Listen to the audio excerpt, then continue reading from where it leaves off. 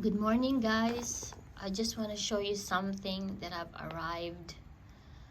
I've got new flasks from Taiwan, and all of them are Paphiopedilum because I really like to collect Paphiopedilums.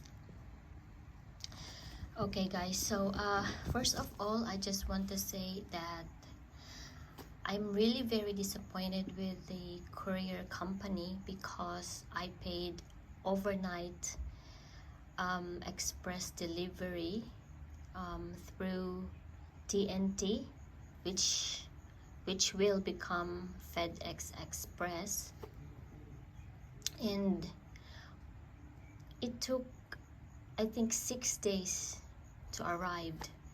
You see, guys, what's the point of paying overnight express if they couldn't deliver it overnight? I would be more forgiving if it's 2 days. I'd understand it, but you know, like, it took 6 days.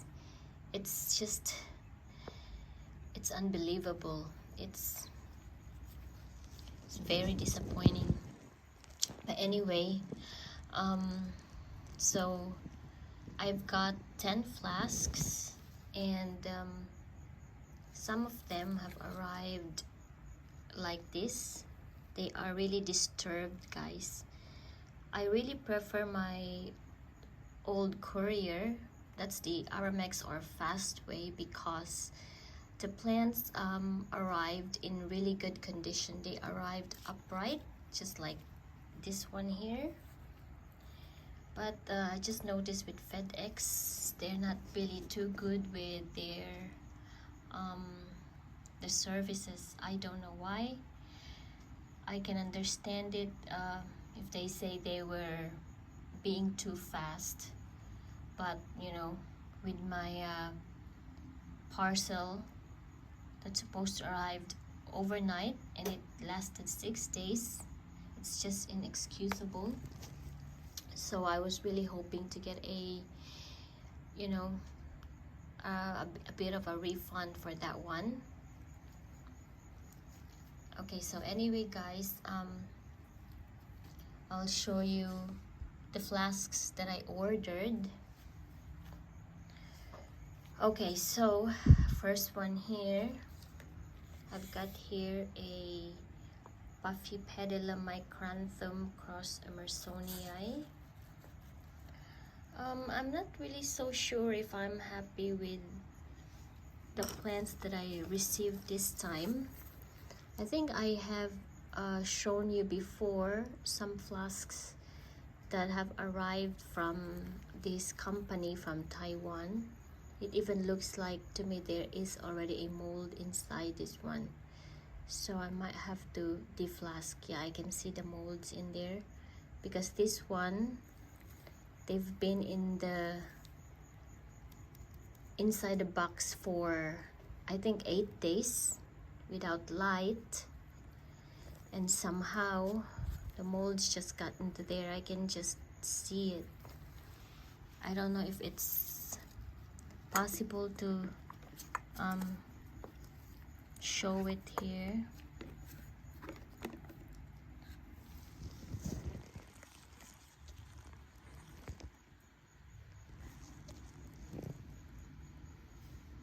There, guys, you can see a little bit of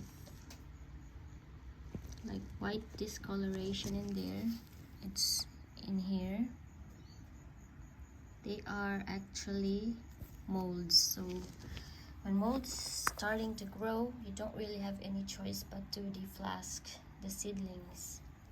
And as you can see, guys, they are still really small, but I do not have any choice but to deflask them, or otherwise the molds are just gonna overwhelm the seedlings. So as you know, guys, the molds are not after the seedlings, they're after the jelly inside. That's why when you flask seeds, orchid seeds, it has to be in a sterile environment, because molds and bacteria would want to eat the agar. They call this the agar or the jelly. So they are not really I cannot consider them good size yet, but I don't really have any choice but to deflask this one. So I'm just hoping that they will survive, because I'm not too confident with their size. This is just the problem about buying flasks. You know, you don't know what you're getting. You don't know if molds will attack them. These are some of the things that you have to consider, guys. But anyway, so I have here very much disturbed in the flask. So I hope the molds doesn't get into this one, and they'll still have maybe at least 2 months to grow more, because they're also not that good in size, but I think they'd survive. So this one, guys, this is Paphiopedilum Linley Kupuitz cross Liberty Taiwan. It's very disturbed. So you can see it's no longer in its upright position. The seedlings are no longer in their upright position inside. Very disturbed, very disappointing. Okay, but so far I don't see any molds inside, but for how long I don't know. But I just wish they'd grow enough to be capable of surviving, like better, you know. And so this one, guys, I'm happy with this one, but I did not really order this one. What happened is that there is one flask that is missing in my order. I don't know what happened there. Maybe it's not big enough. And what my agent did is that he've given one flask that is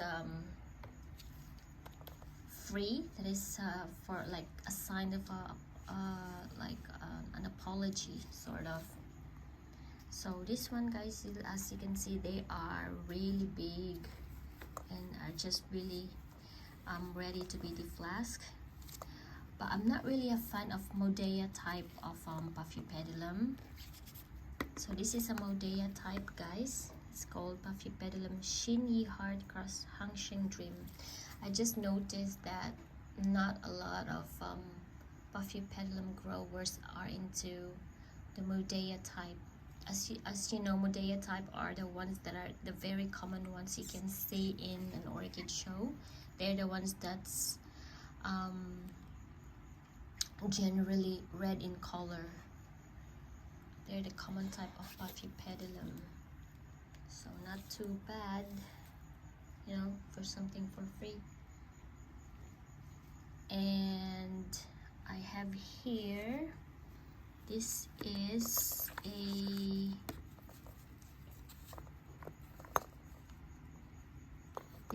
almost a complex type, but not really, because most of them are Brachypetalums. This one is Paphiopedilum benckii cross Leucochilum cross Bellatulum. So these three, guys, are all Brachypetalums. Brachypetalums are the ones that are, if you notice, they are the white ones with dots on them, and they are grown in, or are native in Asia. I think might have been Thailand, something like that. So those are the brachys. I'll give you a sample of a Brachypetalum just in case you don't know. So this is a Brachypetalum here, guys. This is what it looked like this one. And this is what it looks like. They feel leathery and thick in texture. And this one's got a flower bud coming out, so I'm excited. I'm hoping that this is going to survive, and I could be able to show you later on the flower. I hope no animal will destroy it, or insects. So yeah, so this is crossed with a Hangianum, which is a type of parvi. This one is not too bad. It is in an upright condition, so this one is it's good, not bad for the kind of service that I receive from my courier. But some of them are really disturbed, like this one here, guys. This is not in an upright position anymore, so you can see very disturbed, in transit. This one is Paphiopedilum cross Sanderiano. So another Brachypetalum crossed with Sanderiano. So you're looking forward to show these two. And they're deflasked. This one, the size is not bad. They're ready for deflasking. I have one here that is also in an upright position. Happy with this one. This one is Petal again, crossed with Honglene, is an Emersonia, guys, a type of Paphiopedilum. So I am excited to grow this one out of the pot, and excited for it to produce flowers in the future. It's not going to be anytime soon, but you know, I am patient as I got a lot of plants in my greenhouse anyway. This one is Magic Lantern cross Hangianum. Magic Lantern is a cross between Microanthem and I think it might have been Microanthem and Delinatiae. I have one that is in flower before. I've got it here actually, guys. Although it's not in flower anymore, but I had a photo of Paphiopedilum Magic Lantern here. This is it. This is what a magic lantern looks like. There. It's got a big pouch like a Microanthem, and the color is more of a Delinatiae. So when this one flowered, it looks exactly just like this photo. This photo is something that I just took from the internet, and this is what it looks like, guys. There. So again, Magic Lantern, and this one here is Magic Lantern cross Hangianum. Hangianum is another Paphiopedilum species. So I'm really looking forward for this one. Hopefully they will survive. They are also small in size, so I am hoping that they will have more time to grow there before a mold starts to set in. And next one, guys, this one is also disturbed in transit. As you can see there, the jelly is on top here now, and there's no jelly at the other side here, and they are still really small. Not too small, but some of them are really small. This one is Magic Lantern again, cross Malipons. So I'm hoping that they can stay at least 3 more months, I hope, before the mold starts to also eat the agar inside. Sometimes it's just confusing how a fungus can get inside when it is sealed, but I don't know, guys. They just really make their way somehow. So I'm just crossing my fingers that they couldn't get in yet. Well, my plants are still small. Another one here, guys. I've got Emersonia cross malipons. This is another Paphiopedilum. I really like Paphiopedilums, guys. If you've noticed in my other videos, I've got a lot of them. So this one is also not a very good size, but not too bad. What I'm just happy is that they are in an upright position, and if they are in an upright position, they have more time to grow, and that means they have they're not so disturbed. So hopefully they can stay much longer here before I can deflask them. This one, guys, here it is also disturbed. As you can see, it's already on its side here, the seedlings. This is a Paphiopedilum Sanderianum. There, Sanderianum Bear, Sanderianum Super. Sanderianum, if you are familiar with Paphiopedilums, they are the ones with the longest petals. They're the ones that produce the longest petals, and they curl. Actually, they look very, very nice. So yeah, they are not also too big, so I'm hoping that I can grow them more before I can deflask them. And they are actually warm growers, so I have to be very careful during the winter months because it gets really cold in here. The last one, guys, as you can see, they are really small. This one, this is actually the most expensive flask. This one is called Hangianum cross Armeniacum. I think this must have been Wasner Gold. This will produce a big pouch orchid or puff that is pure yellow. This will really look so nice. That's why I bought it, guys. I was expecting too much from this flask. I thought it would be the healthiest, the biggest. Although they're not too bad, but they are really small. So you probably have more than 30 seedlings in this one, but I am really concerned because they are too small that they might need replating. Replating is when the seedlings are too small inside. You're gonna have to flask them. Unlike these ones here, guys, they are ready for deflasking. So you're just gonna have to take them out and pot this one. Well, this one, guys, you will have to deflask them and put them on a separate flask, and so that they can still grow more.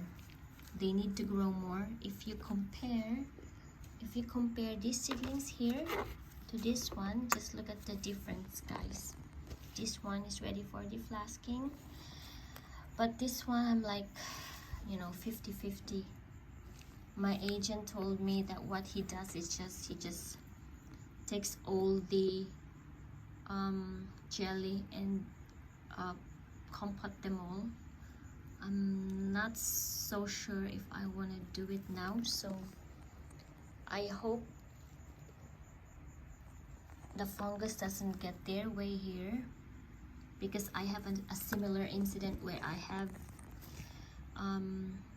the same seedlings, although the other one before are just a bit smaller than this one. So I plan to let them stay longer in the flask, but it didn't happen as what I planned because the fungus just slowly attacks the jelly inside. So I'll have to deflask them while they're very small, and I just end up losing them all because they're just not ready. When they're not ready and you deflask them, you're just gonna lose them. Although this one looks bit bigger than the first one that I got before. I'm still concerned with the size. As possible, I really didn't want to deflask this yet because of their size. Just for me, it's just they're just not ready. Unlike this one here, you can just compare. So I am disappointed with this one. This one is the most expensive, but you got more. But the only problem with this one, they are small. So this is good for people who know how to do replating. I have done replating in the past, but just my media is not that good because it's the first time I did it. You have to be able to make the right mixture, the right amount of vitamins and ingredients that the seedlings need in order for them to grow. So yeah, so I think that's it for today, guys. I am really looking forward for them to stay longer more in the flask, but I have no choice. As I have mentioned, one of my flask has an infection already in the inside the flask. There's already molds growing in them. This is the problem with receiving small seedlings that are already infected with molds. You're just gonna have to deflask them, you know, otherwise the molds are just gonna eat them anyway. So what choice do I have? So okay guys, thank you for your time. Thank you for watching my video, and hoping to show you more orchids in flower soon. I got some that are in bud at the moment. Okay, so take care guys, have a great day, bye.